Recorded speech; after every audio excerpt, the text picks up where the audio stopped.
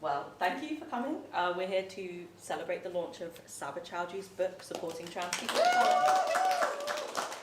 Thank you to Sacred Grounds for holding us in this really, really beautiful space. It's lovely in here.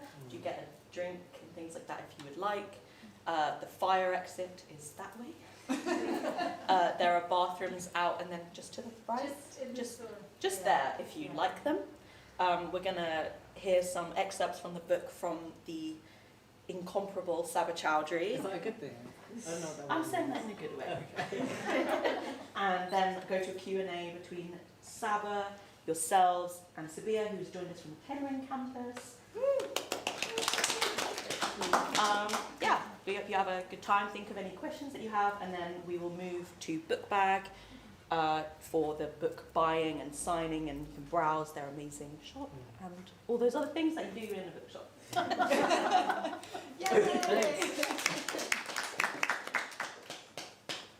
Amazing. Thanks, Jasper, and thank you for bringing me to Exeter. I've been here virtually once, and then before that in person. So I really appreciate the kind of connections that I'm building here. And thanks to the Rethinking Sexology department, who also brought me here. Shout out, because, you know, it's nice to get paid and valued for the stuff that I'm doing. Oh, amazing, more people. Come in, we've literally just started. Yeah. Okay, come in. No, it's okay, we've just started. Oh, okay. Get something you brought with you. Oh, you're taking a photo. It's really nice to see you. Come, have a seat. Shake hands at that. Thank you.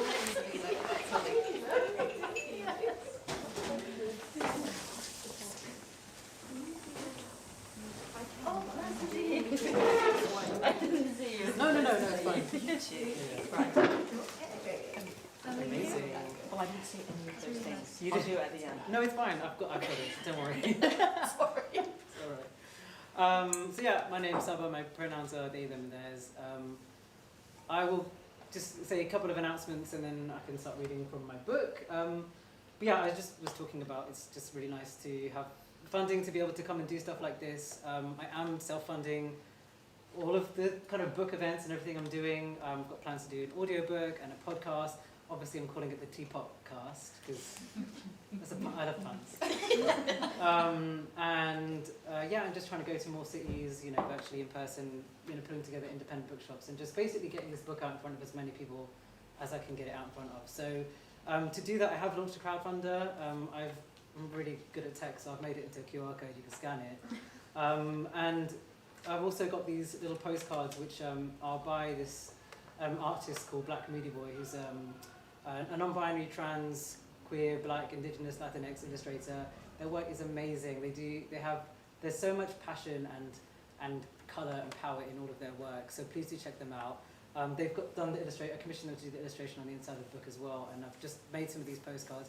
If you want one, take one. I'm asking for donate to my crowdfunder. That'd be really nice. But also check their store ups in the back. Actually, if you could just hand some of these out. Yeah, please do that, and then the QR code as well. Just pop that somewhere. But yeah, please do enjoy their work.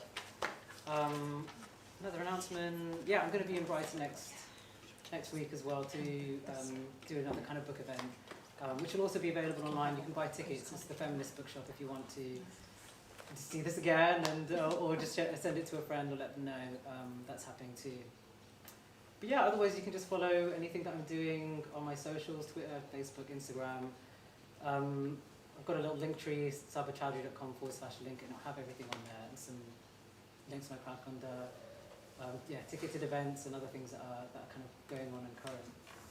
But yeah. Oh, I did also want to share, because this blows my mind. This is my first book. I don't it's wild. I'm actually here with this book with my name on it, but. I tried to buy some books for myself, and then my publishers told me it was sold out, which I thought was really deep. I was like, all right.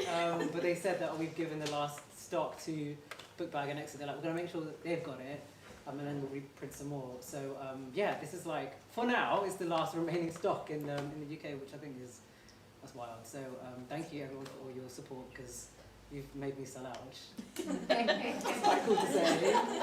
But it just really enforces, like, it affirms me, because it's like, yeah, people really need this book, and they need resources like this, and they need to know how to, support trans people of colour and how to do it. So it's just, it's just like hugely affirming. Still can't believe I've done this, but here we are. So let me read a little something from the only copy in my possession. Someone I know was like, can I read through it? And I was like, you have to give it back. Like, this is it. So anyway, here we go. Let me just have it. Okay. Thanks for the tea. Awesome. And I was like, we haven't actually introduced you, so this is kind of weird. I'm just like talking and there's somebody really wonderful next to me. Do you want to introduce yourself? And then we can actually, like, I can relax a bit. Thank you, Sabah. Well, my name is Sabiha Aloush. I'm a lecturer in politics. I'm at the other campus of the Exeter University. My specialty is gender and sexuality in the Middle East. And I'm also part of the Exeter Decolonising Network, who co-organized this event. So we have Katie from the group. If anyone else is part of it here, please make yourself known. And so when I learned about this, these are the spaces I'm used to. This is what I like, to do. This is what informed me, right, as a person, as a intellectual, and I couldn't wait actually to jump on the occasion and have this opportunity. So thank you for having me. Thank you so much for being the person I'm doing this conversation with. It means a lot to me, so thanks. All right, awesome. So here we go. The moment I spoke and wasn't heard, this book started writing itself. Trying to be seen was something I did alone, and for a long time I didn't expect anyone would join me, let alone ask me to speak up. As difficult as those first realizations were as the only trans person / person of colour in the room, I was still there in that room as a trans person of colour. I refused to not exist. I had the privilege of energy, time, and safety to speak openly, so I spoke loud. There was a turning point when I realized that speaking about all the ways in which I was oppressed was not helpful anymore.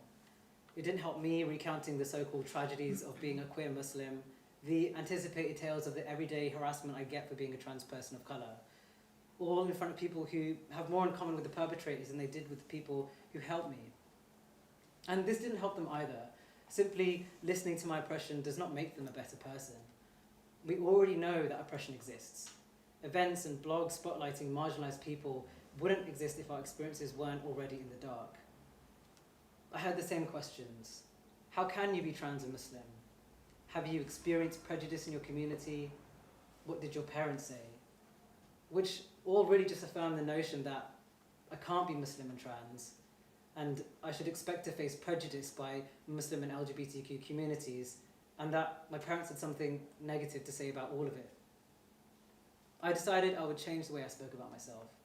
It's not enough to learn about oppression and disempowerment, about the barriers we face on those institutional and micro levels. We need to learn about how we participate in oppression too.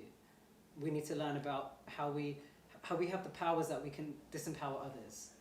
We need to learn about the ways we put up those barriers on those institutional and micro levels. Because oppression does not exist without power. Inclusion doesn't happen without exclusion. An audience can connect with the story and feel empathy for me having to go through hardship, but they often remain in their seats in their position as spectator. It's only when we learn about our role and how we participate in that oppression that we start to see ourselves as part of that story. We can position ourselves as the antagonist, the protagonist, or sidekick. It's not our story, but we have a role, and our story must always be told. This is what we do, trans people of colour. We continue to exist. We persist. We will continue to build spaces where we can do safely, and we will continue when other spaces turn us away. We will continue to model what it looks like when our community is cared for. Through protests, pandemics, uprisings, and rulings, there is so much more our communities have been through and can get through together. We build our homes with full hearts, not full walls, and we rewrite what it means to feel safe as trans people of colour through the internet and global unrest. We do this with patience. As trans people, we learn to wait. We hold ourselves and each other whilst nothing changes. With power, as queer people, we make waves. When nothing changes, we resist, we protest. We know how to make change happen. With passion and compassion, as people of colour, we lead each other by the hand and we lead movements by the heart. All our communities are richer because of the contributions of black trans people, trans women and trans femmes of colour, trans people of colour, faith and religion, neurodivergent trans people of colour, and trans people of colour with disabilities. We can learn so much from trans people of colour, his, her, and their stories. So let's make sure we do. Thank you.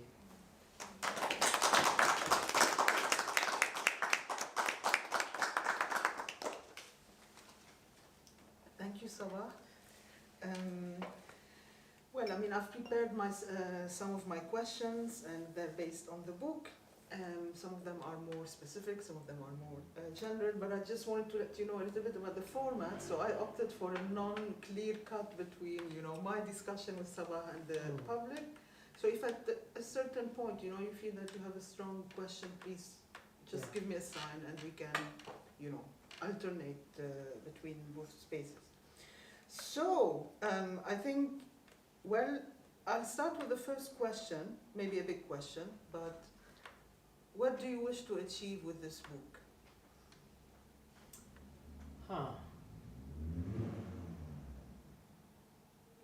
Damn, it's so interesting. People often ask me what drove me to getting to that point of writing the book that I haven't almost thought about afterwards. Does that make sense? I'm just God, I was just so desperate to write this and get this word out there that I'm not really thinking about, what happens after, what are the consequences? So as if it's a bad thing. But what happens next? And I guess I'm still in that place where I'm just oh, damn, now people are gonna be reading this, and I guess, I'm literally just thinking of it now, I guess things will start to change, but even then I'm just I'm not saying anything new, so it's not I'm thinking something different will happen because, trans people of colour have been saying this stuff, for years, because we've almost always been oppressed, so it doesn't feel like I'm going to be expecting something that's kind of outside of my imagination or out of what I want. I mean, what I want is that this book doesn't need to exist. I want this book to sell out and that's it, it's just gone forever because it's kind of, integrated in our society, in our communities. But I mean, the book itself, I guess, I wanted to get as many voices in it as I could, and that is something I feel like I've achieved with myself. Okay, so I am also doing a master's in psychotherapy, and I'm not really into academic writing, and so this is why what I'm about to say is really it's BS. I'm aware there's a live stream, so I'm I don't know. But the references section in this book is one of my favorite parts about it, which is, I mean, I would never say this about anything. References start. But because it's a celebration of all these amazing people who aren't white, who aren't cisgender men, who aren't straight, of all these just amazing people who I've learned so much from. So I feel trying to get as many voices into this book, I guess, this is my writing, but I didn't want it to be about me. I didn't want it to be just me in there. So that feels like a huge achievement. I want people to look at this book and be oh wow, I've got all these amazing people to now learn from and follow. So that makes me really happy. This is one references I can get behind. Actually, I disagree with you that, you haven't added. I think the way this book is written, and I will get at some point, to how can we as educators, practitioners, etc., learn from this book and make sure that we give it, apply it, right? We'll get to that later. But I think I also wanted to ask you, and this links directly to the first question, would you say the book found you, or did you find the book? And I think a lot, and I'm asking you this because as someone who has taught gender and sexuality studies for many years, oftentimes me and the students were did we choose this discipline or did this discipline choose us, So... So I describe myself as a reluctant activist because I'll just pause because I think some people might be coming in, actually.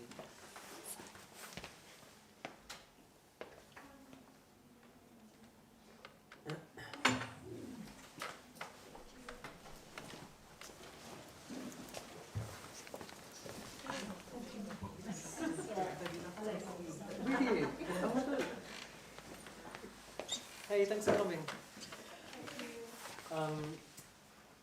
Yeah, so do you want to just repeat the question for the people who just Sure. So I just asked Sabah, would they say that the book found them, or did they find the book? And I was, by the question, I'm trying to mirror what I encountered with my students in the field of gender and sexuality studies. Did we find this discipline, or did this discipline find us, choose us? How did we end up? Yeah, so I describe myself as a reluctant activist because I think that activism, just the lives of people who are on the margins so often becomes activism because we need safety, we need access to healthcare or appropriate services, and that makes something happen and that builds community, and that's called activism. So reluctantly I'm talking about this stuff. Reluctantly I started talking about it, started writing about it. And yeah, I think, when did I start public speaking? I think like, maybe like over 10 years ago, and it was just born out of desperation. I needed somebody to hear me. I didn't really care about, I guess, what I was going to achieve by it. I was just like, I just need you to listen to why this is hard, and why this service or this community or this event isn't good enough for trans people of colour or trans people of faith. But before I launch into that, you just mentioned you've written something about reluctant. Yeah, tell me about it. This is so cool. So yeah, it's a piece for. Actually, can I advertise some sort? Yeah. For academic activist journal called the KOH, a journal for gender and body research, and it was a big thing because it was the first. It was Beirut based. Academic journal invested in the study of gender and sexuality. And I wrote a piece called The Reluctant Queer in the context, of Lebanon. Yeah. And it really plays on, this dichotomy of almost impossibility, right? You must be visible to make your political claims heard, addressed. But at the same time, your life depends, right, on being discreet and visible. Right. So we're talking about, real life and death, right? Consequences here, and it's. Just by you trying to, just live the life you want to live, it becomes like a political kind of movement. Absolutely. Or an action or something. Absolutely. Yeah. And I think what I like about your book is that, it becomes like. There's a simplicity to it, and a degree of accessibility as well, right? So you really break it down for us as lay readers, right? For the general public, and again, I want to keep these questions for later, and I think just to keep on learning. Who Sabah is, and this is a bit of a difficult question, but what hurts the most, Sabah? Is it being picked on for being a Muslim, a trans, or a brown person? First of all, I love a difficult question. You can try and make me comfortable. It's probably hard to do. I've had all the embarrassing questions. It's a challenge to the audience. I might not answer them, but I'll explain. I'll explain if not. But it's an interesting question because it's like it kind of makes it seem like these things are separated, when actually they're really not. And what hurts the most, which is a song, I'm not going to sing. It's on my head now. You know it.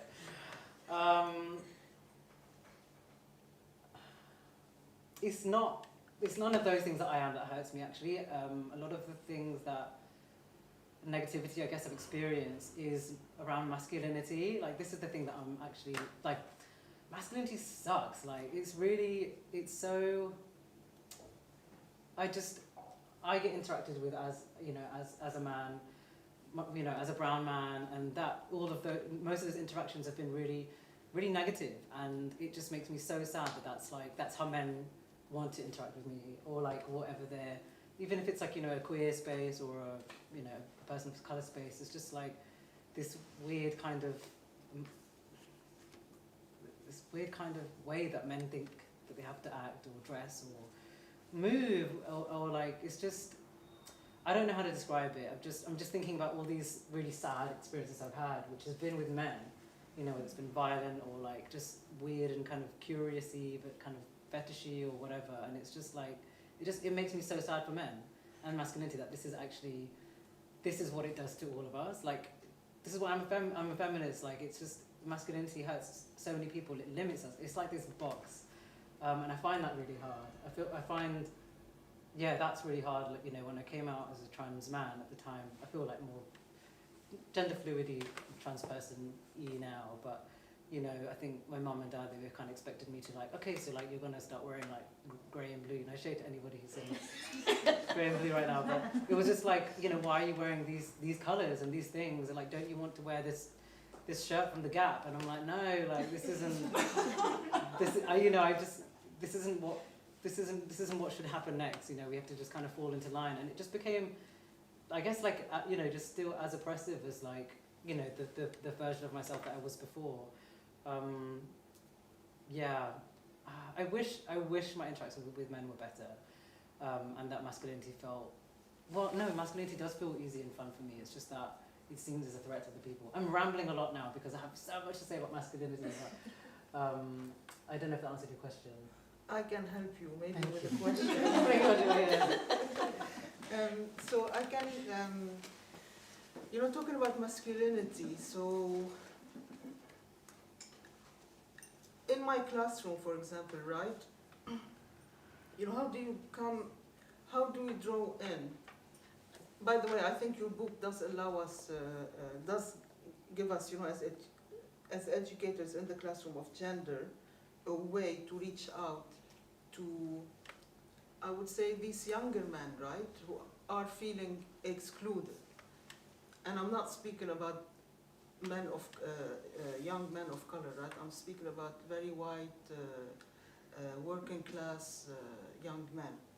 But I'm also referring, right, to this dichotomy that ended up happening in the UK. And right, when we talk about privilege, we like, oh no, we must conflate, we must, you know, I'm poor, therefore I'm not privileged, right? Even if I'm coming from a white background. So, and I think your book, right? I mean, if I were to summarize it, I would say it's a really accessible way to understand intersectionality and apply it. So, yeah, thinking about the race and class, you know, rift. I don't know, I just thought it could help you with, you know, thinking about masculinity. Surely certain masculinities, right, which one, the white or the black or the brown or the black, is seen as more violent, less violent, more chilled, more feminist, less feminist. Are these things that you've encountered? I think I've got you. I think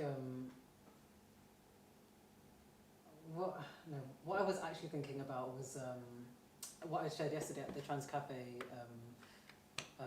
event, which was around one up, one down identities, which kind of is by this Professor Mamta Akabadi from America, and she talks about one up, one down identities. She was talking about white women and how sometimes they feel like they're more, you know, as oppressed as women of colour, but actually their identities are what Akabadi said is one up, one down, in the sense that their whiteness is this kind of one up because it is the kind of dominance, the norm, and that holds power, and that's something that you have to be, I guess, responsible for. And I think it's a really useful idea because it doesn't negate that kind of oppression that you face. It means that you kind of, you have to be responsible to, what your one-up part of your identity is, and that people in the same room will have dual layers of oppression, for example, women of colour in this example. And I'm just thinking, I think that's a good way to enable men or whoever to talk about this duality of identities. But it's about being aware of like the social context as well. And I think in your book you make it very clear when you tell us, right? Unfortunately, when we use intersectionality as a buzzword, it becomes more as an opportunity to highlight, I'm different, like this is my unique story. As opposed to doing, right? Like being intersectional as opposed to doing intersectional work. Right? So when, yes, obviously everyone here has their own intersectional, right, identity, but the point of intersectionality is not to highlight the difference, like you say, right? We want to understand why did this difference become a thing historically, right? So. I remember when I was living in Brighton, I just had started my work as a diversity worker, which I think you should tell us about this. Which was, it meant that I was one person looking after, it was an LGBT youth project, and I was looking after everything that came under diversity, so people of colour, people of faith, disabilities, and I'm an able-bodied person, and it was just, and also I can't possibly represent all these different communities, but here we go, diversity worker. They did it, and I remember we were talking about intersectionality with we had a team day or something, and my supervisor was so excited. She was like, intersectionality is like this wonderful thing, and like we can get everyone together, and this is a bit fluffy, and I'm not trying to hide my judgments. But it was just like, let's draw on a paper like a hand, and then in each of the fingers we're going to write like a part of our identity, and that's intersectionality. And I was like, okay, like let's start there. And then she was writing like parts of her identity, that she's white and she's of faith and a woman, and then like wrote like gardener and like something else, and I was just like, no, like you can't. It's like I understand what you thought this was about and what you're trying to do, and show like we're all these parts of ourselves, and yes, like being a woman who's a gardener might face some sort of discrimination, but it's because you're a woman, not because you're a gardener. That's sexism. There's no like gardener oppression. I don't think. Happy to be called out on that. So I think that's where I was like, people just don't understand what this is, and it's a really nice idea. Like, let's talk about all parts of our identity, but the point of intersectionality and the point of having these conversations is that we're not all on the same page. We're not all starting with this, with this hand. Like some of us, won't even have like a pen and paper to draw a hand on. Some of us won't even. I'm really taking this metaphor. We won't even be able to come into the room to join and sit down with this group of people to have the time to talk about all these lovely parts of myself, when I'm still only going to be seen as like this minority. So it frustrated me, but it made for good material for the book.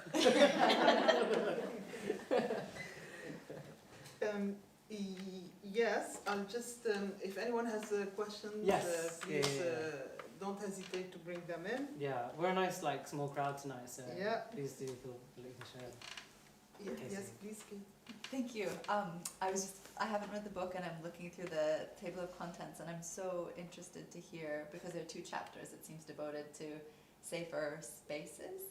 If you could tell us a bit, not summarizing the book, but like your experience of creating and holding spaces, and it seems what the book is pointing toward is like our inability to actually guarantee the safety of those spaces, depending on who holds them and who is invited into them. So I'm really, really keen to hear about that. Thank you. I'm trying to. I like to tell stories, so I'm just like, which do I tell a really long version or just like a slightly longer version? But okay, here we go. So the reason why I started with we'll have two kind of chapters in the book about safe spaces is because I first thought that we just need to make things better and like, you know, have some practical tips and practical guides. So that was kind of where this guide came from, which is the kind of the precursor to this book, I suppose. It's called Inclusivity Supporting Black, Asian, Minority, Ethnic, Trans People, and this was published in 2015. It's still, you can still get it. It's a free PDF. It was you know, I was commissioned to write it as a free thing that was accessible to people, and it's just really short, kind of practical tips and a little bit about intersectionality and about creating, you know, safe spaces for trans people of color. And I think when I started writing this book, was like thinking about it, it was just like, well, there's actually so much more that comes before we have people in a room or we're running an event for trans people of color. Like, what does safety mean? Like, this is not a neutral topic. It's not a neutral word. And you know, safety can be a privilege. Safety is not a right. Some people really have to fight for it. So I wanted to interrogate that, you know, for myself as well. I don't think I've interrogated that much either, about, you know, the kind of the racialized notions of safety. What makes one person feel safe is different for another, and that will be impacted by their identity or their experiences. And I think I just wanted to emphasize that so much of this work begins before we do the work. It's so much about what we think about these things first. How are we using this language? Like, you know, it doesn't come from nowhere. It comes from within us. Well, then where did I learn about this? Who taught me about this word, and how has that influenced how I feel about this? Can I keep going with it? Like, do I need to use another word? So I think that's why it was important to be like, no, let's slow down and talk about safety. Yeah. I don't know if that answers your question. No, thank you. And talking about safety, and this is starting to, I'm starting to touch on the, you know, educational scope of the book, etc. And, you know, sometimes you have this very, very eager ally, right, who is, it's very difficult to make a point, right, that this is a safe space and these are the boundaries, right, this is not for you to be part of it. And sometimes you're faced with this frustration. How can I be an ally if I cannot, you know, get to the T, right, of whatever you guys are discussing, whatever oppression you are unpacking, etc. Yeah, I mean, I would say that there's, and maybe we found, I certainly have found myself guilty of it, and maybe others, right, have found themselves guilty of it. And I will ask you another question linked to it, right? But yeah, let's start with this point. Yeah, I think it's the eagerness of the ally. That's a really nice way to put it. I think it's it implies that they're missing something by not being in that space. And what I think about is like I'm just imagining like as if there's like a trans person of colour kind of event happening, and they're not trans or a person of colour. They don't want to. For example, they're not in it, but they want to. Is that the kind of? For example, yes.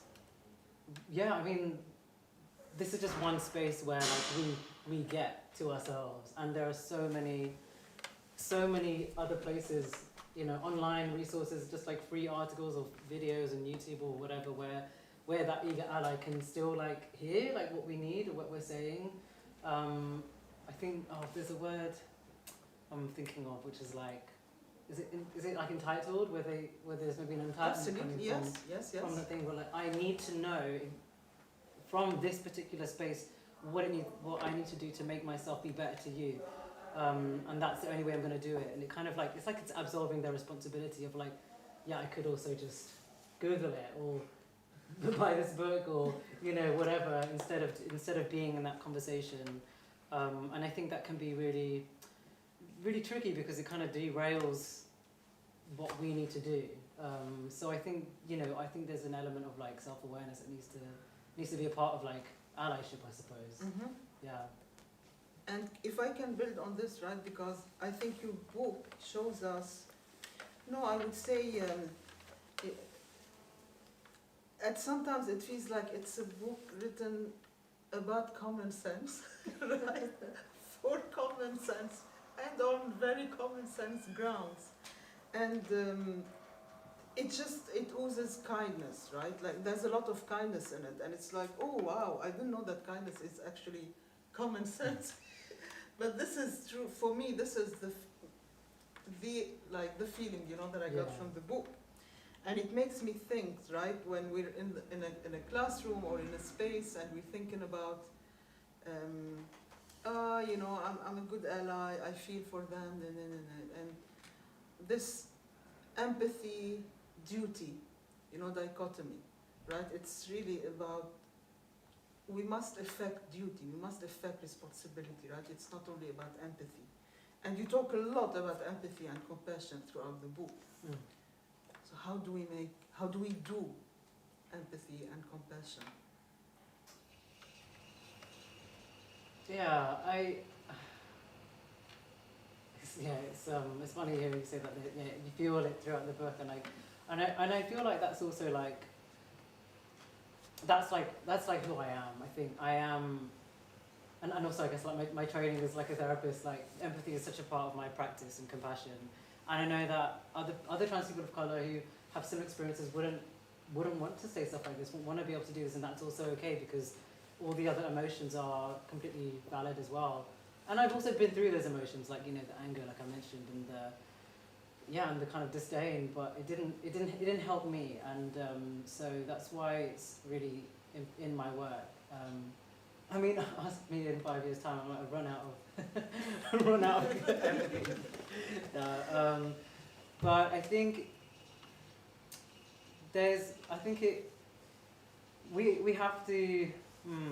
I'm thinking about this quote about, and somebody will know it, so please tell me the quote because I'm going to mess it up right now, but about how all our oppression is linked, you know, so like I can't remember what you said now, I've distracted myself with my own brain, but yeah. Charity versus duty. Yeah. It's once we see ourselves as part of linked with everyone else's oppression, then of course it's your responsibility because it's you too, it's me as well. All our oppression is linked and related, I think. So yeah, I don't know. That to me feels very simple, but it's really a journey where people get to. Not everyone is going to be able to pick up this book and be like, oh wow, this is like.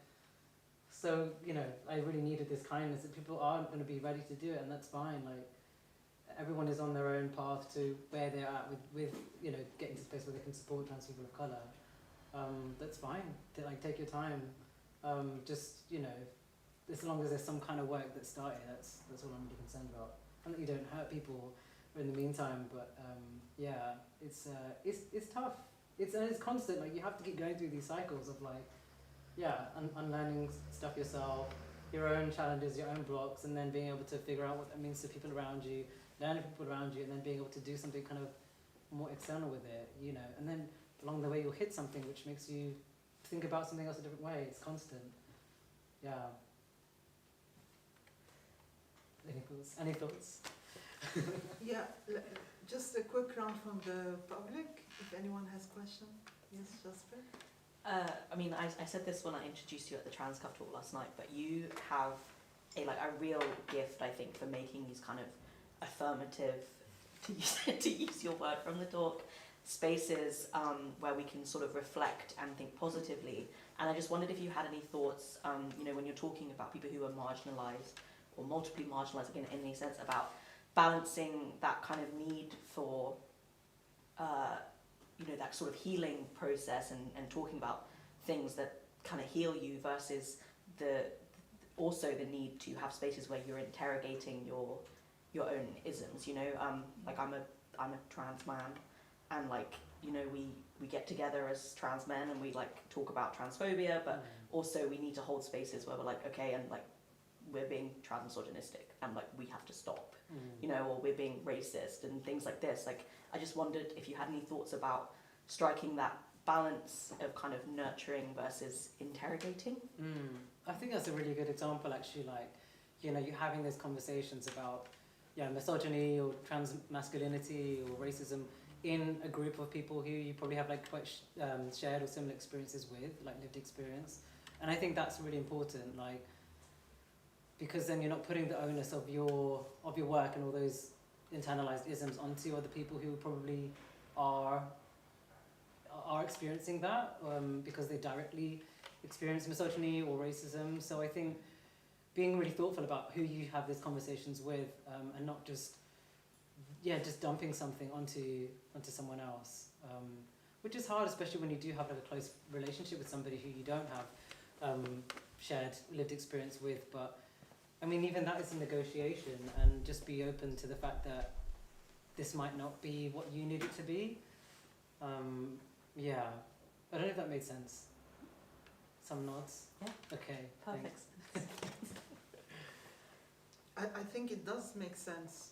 And so one of the questions I had prepared was, should we as allies, like if we want to make a change, is it inevitable that we hit the absolute button, before something start giving, and because oftentimes I find that, like, when you start historicizing, right, all these oppressions, the work, both intellectual and any practice of showing how they link, it's very painful, right, but at the same time, healing, right, there's really something cathartic about it. Yeah. And I was wondering, have you encountered such, moments of healing, cathartism? I'm not sure if that's the right word. During the making of the book. Oh my gosh. Writing this book was actually quite a lonely process, like quite isolating. Not just because it was mostly written in the very kind of start of like the pandemic and lockdowns, and I was living alone, but because I didn't talk to anyone about it. I didn't tell anyone I was writing this book until it was like about to happen, because I didn't think that I just put myself down. I think I was like, oh, if I don't know, I just thought, oh, who am I to write this, and who am I to say to my friends, like, oh, I'm writing this book and it's about people of colour, but and then having to, I don't know, like, I just didn't feel like I was good enough. That's it. I didn't feel like I was good enough to write this, so I didn't talk about it. So, but I wish that I had done sooner, because I think I would have had more of those moments. But I did. I definitely did. And actually, this is kind of related to what I just said, and that is having this conversation with people who aren't like trans people of color, like with my queer Muslim friends, and with like white trans people, and just having those conversations with them was really hugely affirmative. And I think I just wanted to go, to kind of go back and also say, like, yes, it's important to have conversations about particular oppressions and unpack that with people who have the same lived experience. But it's also really effing awesome when you have those with people who you love, who don't share those lived experiences. Like, I'm thinking of like the queer white friends, my cis white friends in my life, or my family members as well. Like, and having those conversations, being able to share, like, or hear from them, like what their own unlearning and unpacking is. Come on in. Yeah, you're in.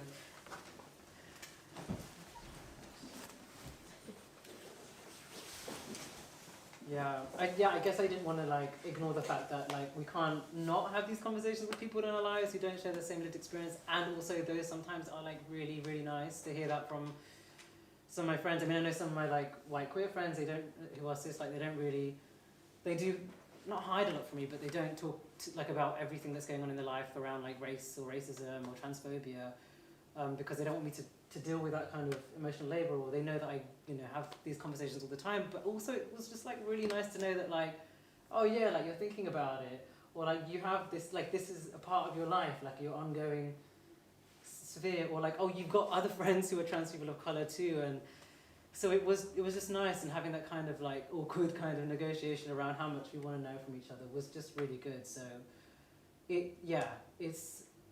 relationships are super important, and we can't like there's no like one rule for all of them. So yeah, just wanted to kind of rewind a little bit on that.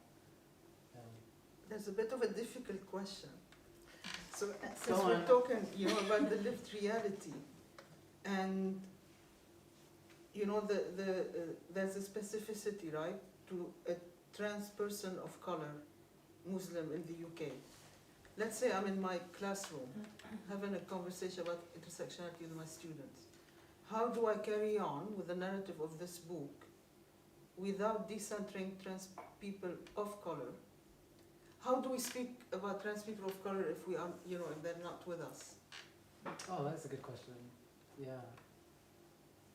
I don't know why I have to go the long way, but this is the question. Yeah. I like being taken on the journey. It's all right.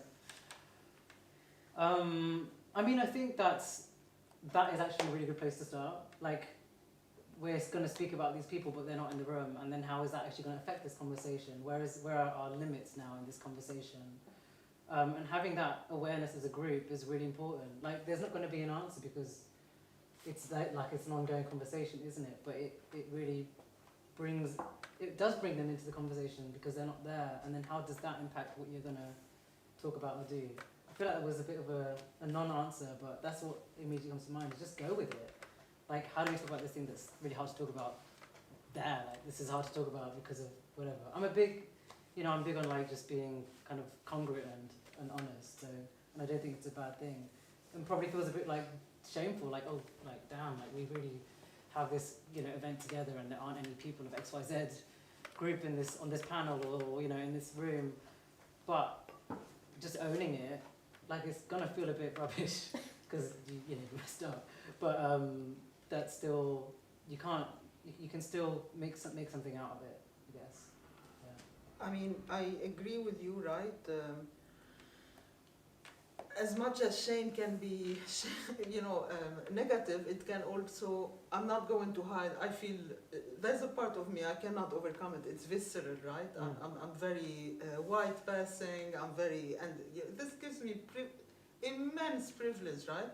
And here am I doing a talk with the trans person of color, etc., etc. But you also speak about shame a lot in your book.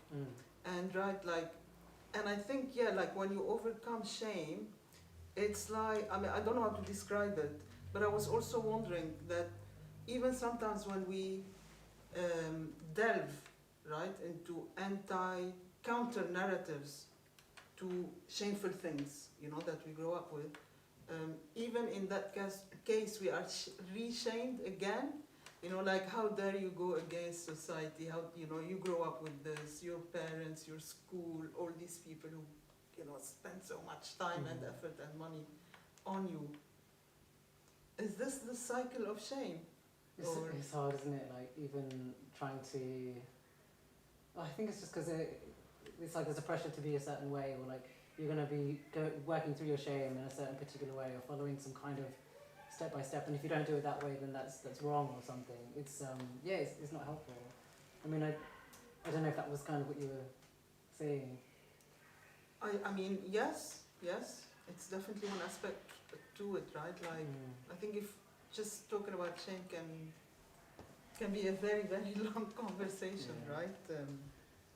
But because I also find it important, like in the classroom, you have to absorb, right, the shame that the student that naturally comes with privilege, unfortunately, right? Yeah. This idea of, you're too privileged, you should be ashamed or guilty, or it's not an idea really, right? But sometimes this is how it manifests, right? Feeling guilt and a very different kind of shame, right? That really make people very invisible, unable to leave their house, have normal conversations with people, etc. So I guess it's almost like, what's the word? Distributing the weight. This is again what I get from your book, because one of my questions for you is, what would your recommendations be for educators? Which advice would you give us, you know, to do justice to the book? And this can be really in anything, you know. Do we follow the order of the chapters? Do we back it up with specific kind of assessments?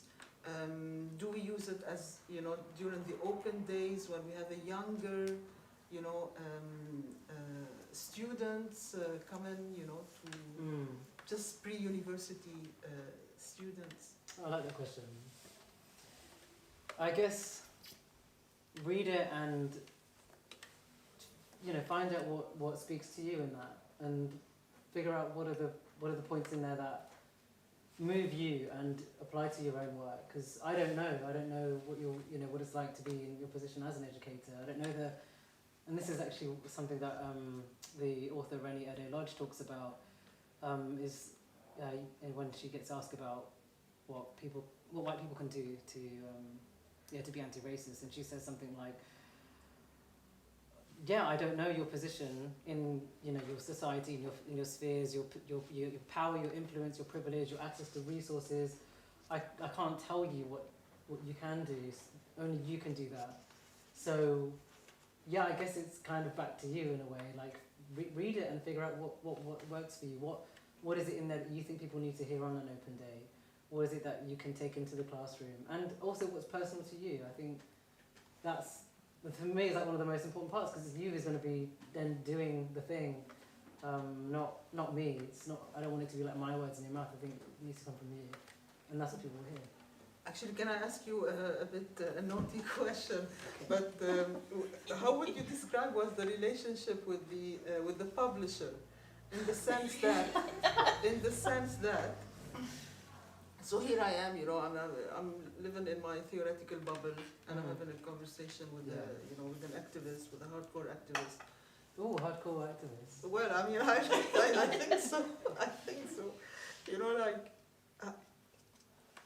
It's a good question. How do we fix, let's say, how do we fix the rupture between the activist and the scholar and the practitioner and the funder and... Yeah. Oh, and if anyone has any idea...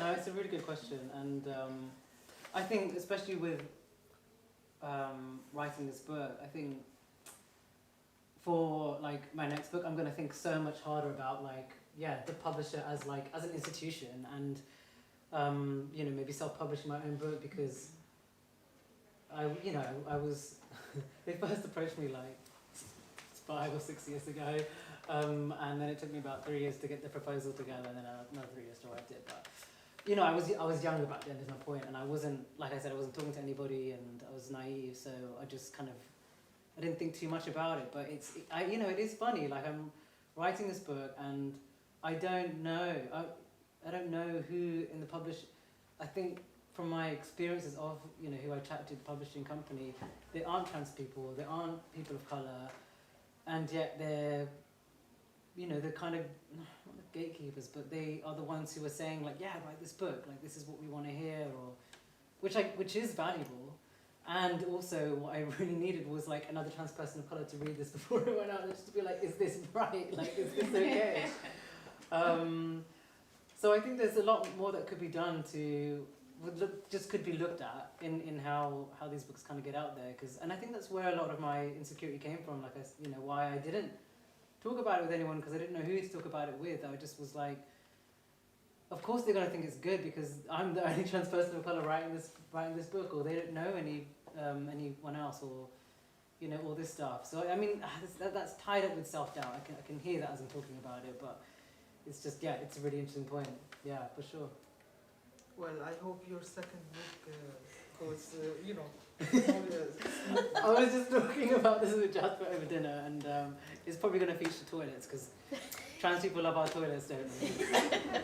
Just all we ever talk about. It's all that really matters. Somewhere we can use the restroom, yeah. It's more than that. Read the book. Hey. Hiya, thank you so much, first of all, and I apologise to academics if I offend you with my question. But you've kind of spoken a lot about accessibility, and that was at the forefront of the book, and you've kind of asked about educators and how to use the book.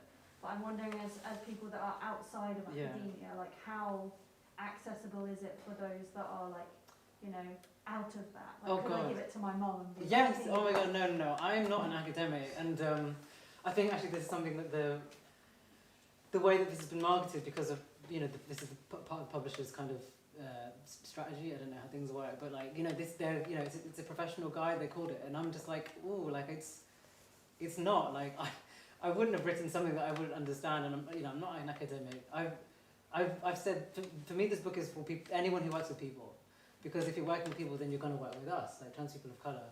So I mean, it's maybe, I don't know if your mum works with other people, but I guess in terms of like her understanding something about you or your communities, yeah, it might help. But I think also there are probably some other, other kinds of resources out there as well. But I mean, maybe, I guess I'm wondering, what is it that you would want your mum to know about, or what you want to... If I may, it was just more like most like gender-related like books are so like dense in terms of like the vernacular, and it's just not possible for me to kind of give that to her, because she'd say that's not for me. Like I can't read it. Yeah. So I'm just wondering like how much of a resource it could be in like introducing her to like trans identities, and like that isn't just me who's white, like. Yeah. No, that's thanks for adding that on. Yeah, I mean, I think it kind of starts from history, and then I really do try and include everything from the start. I wanted everything to be in this book as like a starting point, and I've also included some work by Meg John Barker, who is an academic, also an author and therapist, and they've written some really awesome guides, illustrated as well, because they're a really dope illustrator, which might be a really awesome starting point for your mum. It's literally called Gender, a Graphic Guide. And then Meg John Barker's done another one that's called Queer, a Graphic Guide, which is, it does what it says on the tin. They're really awesome books. So they're a really good place to start. Yeah. Thank you. No worries.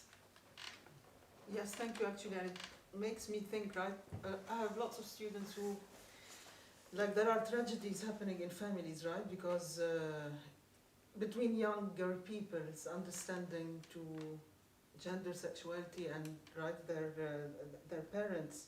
And I think what I want to ask is, how come that all this richness, right, all this lived reality, have now become encapsulated in the one word concept of toilet? And right, because I think when young people really push with their activism, obviously they're asking for something, right, that they are very much convinced of, and they put themselves in a vulnerable position. There is a backlash against them, and I'm talking about this whole rift, right, between the left, the right, but also the fragmented left, right? You were saying something about, white people, but I also want to say that unfortunately a lot, right, of the misconceptions here also get reproduced by non-white people, right? And you show it very clearly. Aspiration, class, like all these different categories come together to make us think, right, that we know the thing that, like the truth or whatever. I don't really have a question, but I just want to say that. Maybe we can turn to our public again. Yes, please. Go for it. I haven't read the book, so I'm sorry if it's a really It's okay. stupid question. It was just the thing you were saying at the beginning made me wonder how you approach, because you were talking about telling your story and how telling it certain ways felt like it was doing more damage. How do you approach storytelling, like as someone who is in positions where power has quite a complicated relationship, and particularly putting stories out there for other people to consume in ways you can't control? That's a good question. What's my relationship to storytelling now? Yeah. I think because now I'm often in positions of power, like as a therapist in the room, as a youth worker, now I think a lot about what I am trying to say about in my story, and whether it's something that's just for me or something that's for other people. And there's no right or wrong. I think I'm just more aware of what I'm trying to get across and what I'm trying to evoke. But then finding places where I don't have to think about that, like within my own therapy, or with my best friends or something like that, and just making sure I'm able to tell the kind of the raw, unrefined, unprocessed parts of my story as well. Because I think I can sometimes forget that I have other stories that aren't just the ones I'm telling on a stage, I guess. Yeah. Does that kind of answer? I mean, I'm interested as to like where that question came from, if you wouldn't mind sharing. I guess it's just I've been thinking a lot about what stories do. So what you were saying at the beginning kind of made me think about, I might be misinterpreting, but the idea is that if you talk about the abuse and oppression you face and how that's re-inscribed, but also they're really important stories to tell, so like the balance between the two is just something that's really, I guess, haunting me a little bit, but in a way that's probably productive, I hope. Yeah. No, you're totally right. Yeah, we know what stories are getting told and the stories that people hear, so yeah. Oh, that's a good question. Thanks.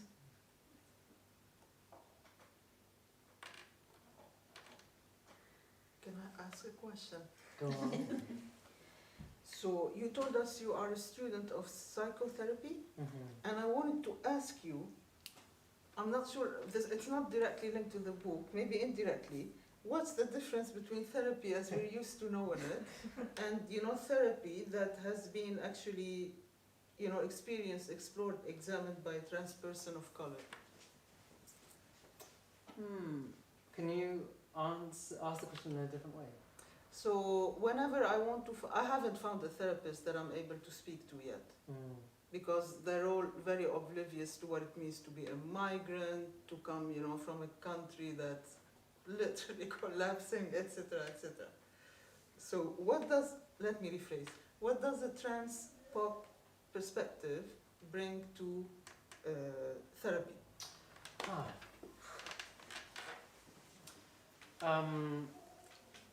No, this stuff really excites me, and actually part of my dissertation at the moment is interviewing other trans therapists about their experiences working with trans and cis clients, and actually I'm gonna be writing about it somewhere that's not for my dissertation, because I think what it's actually telling me about the profession is just really, really interesting. I know it's not specifically trans people of colour, but I feel like I'm going to go off on another tangent, but it's okay.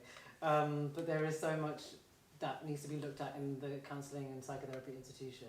Like, it is very middle class, it is very white, it is very cisgender, and of course that impacts how you feel about it. And it matters so much that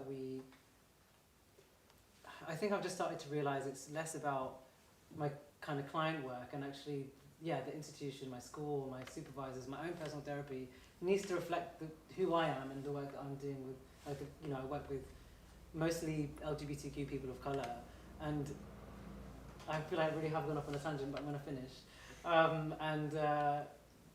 It doesn't make sense for that work to be supported by people who aren't part of the LGBTQ community, who aren't people of colour either, who aren't trans.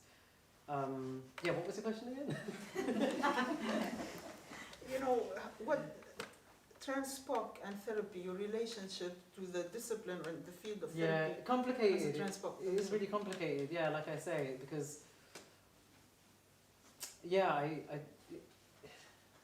it could be so much better, and I don't know how to change that. I think you do. I mean, based on your book, I think you do. At least in your space, right? Yeah. And at the same time, the people who are seeking, well, from just my experience anyway, people who are seeking mental health services and therapy are trans people, are people of colour, are LGBTQ people, and there's just something isn't adding up for me. But I do know a couple of people who are writing some really good. Writing a really good book about LGBTQ therapists in the profession. I don't know when it's coming out. I don't even know if I'm allowed to say, but it's coming out this year. I think this is besides the point. But this year, I think there are this is the most exciting year for books. Like, there are so many trans authors, people of color authors, queer authors that are just releasing I'm gonna swear now because it's afternoon.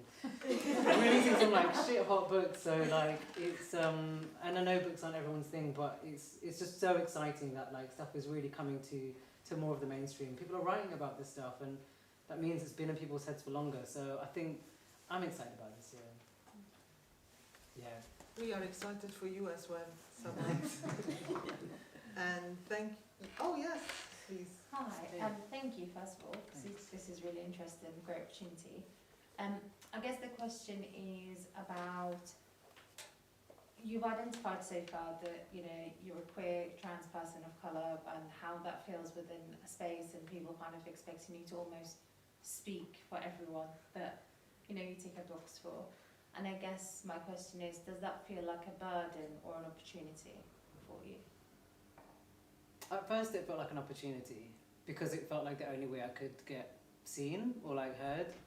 And then it felt like it started to feel like a burden because I realised I was saying the same things, and over the years like things didn't really change. And then I would connect with other queer people of colour or other trans people of colour and realise, and who were older than me or had just, you know, had been in the same town as me for a while, and then realise, oh, they've already said this stuff, or oh, this happened before at this organisation, and then it just started to feel, yeah, really tiring.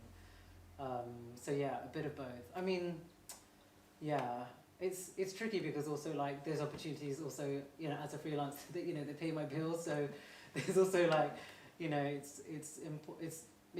I do take those opportunities even though I know like it's gonna feel like a burden, but then I think that's when I also started to just talk about that fact and you know, really just explain like why I'm here, and I'm not saying anything new and all this kind of stuff, and just be really transparent about it. So yeah, a bit of both.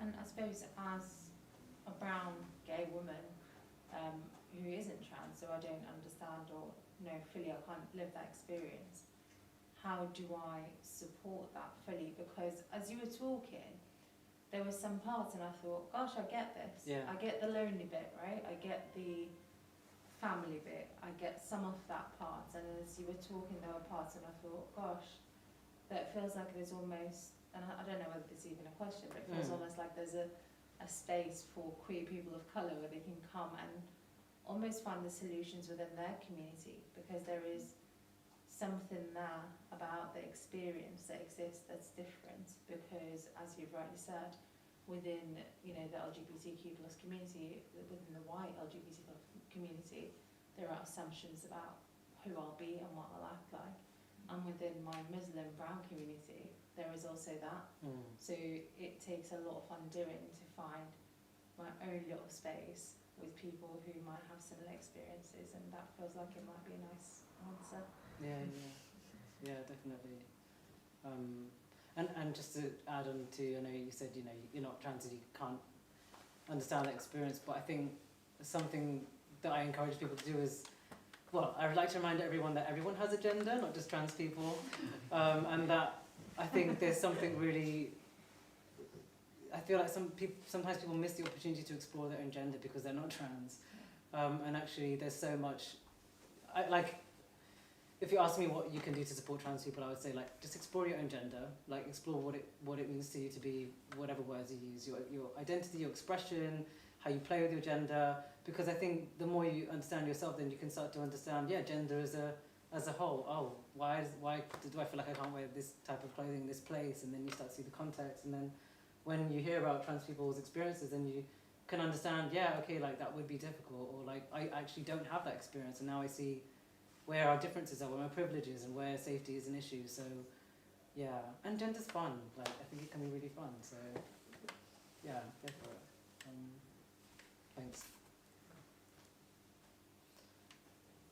I think, Yeah. unless we have questions, we're on time, right? Yeah. So thank you, Sabah. Thank you, everyone. I think we can